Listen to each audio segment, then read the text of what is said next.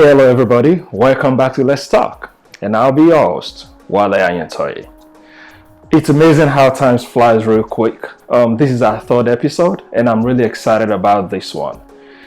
In the last two episodes, we've spoken about management series, where we addressed checklists for first-time managers, and in the second episode, I discussed about delivering feedbacks. In this very particular episode, I'm going to be talking to you about how to deal with difficult co-workers. Oh man, we spend a lot of our times at work, and also we spend the rest of the time at home. So that's just to let you know that most of your time is always going to be divided between your family and your work family. So how do you want to make sure that when you leave the office in the evening, you don't get home grumpy all day? Or when you have the opportunity of spending quiet time with your family, it is not just about you nagging about one employee or a particular team member who is difficult to deal with. So in this episode, that is what we're going to be exploring. All right, the first point I'm going to be sharing with you today is examine your own behavior before you blame others. One of the easiest things to do is to talk about how the other person is a problem, and we ignore how we ourselves might be actually contributing to the situation.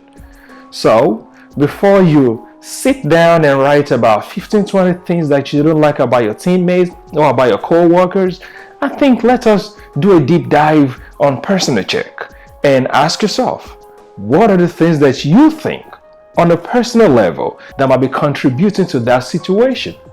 The moment you have that answer, then we can move on to the next one.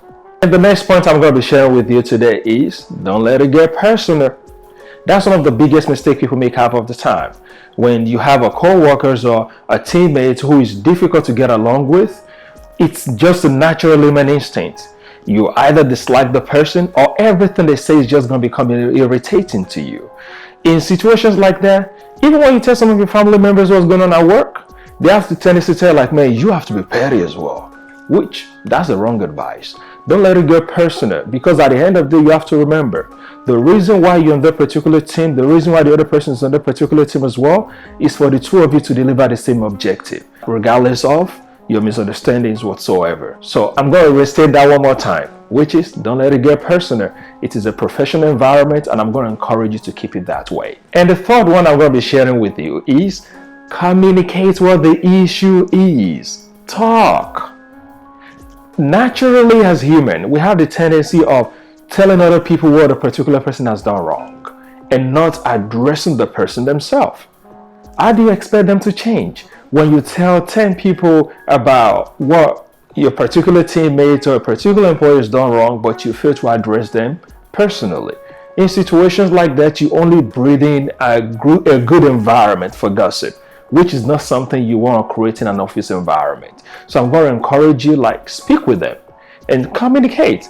Hey, I notice ABC, and your attitude might actually be affecting my performance. Hear what they have to say. Give them an opportunity to express themselves, and that way the two of you can find a common ground. Because half of the time, they might actually not even know they're doing anything wrong or anything that affects your productivity or that affects your emotions. And the fourth one I'm going to be sharing with you is don't get unprofessional. Over the last decade of being in management, I've seen people coming into office, and sometimes they let situations slide so long that it ends up becoming physical. That is not what you want. And at the end of the day, guess what's going to happen? You're going to lose your job. And the person you complain about, they're going to keep theirs. Because guess what? They're going to play the victim, and there is nothing you can do about that. So whatever the situation is, don't ever let it get unprofessional. Have those difficult conversations, express how you feel to the person, give them a chance to adjust, give them a chance to understand you. Just like every relationship, communication is the bedrock, be it personal or professional. And in this situation, we're talking about professional relationship. So never ever let it get unprofessional. And the last point I'm going to be sharing with you today, which is, if it all gets so bad and gloomy, involve your manager. And if you are the manager in this situation and it gets all gloomy and you realize that if an immediate action is not taken, you're going to end up breaking somebody's nose. Talk to human resources. That is why they're there. They coach you, and I'm sure like your company is going to have 1 or 2 resources that you can definitely use to navigate this kind of situation. So as I share this point with you, regardless of whatever it is, difficult co-workers, difficult colleagues, difficult teammates, don't ever let it get physical.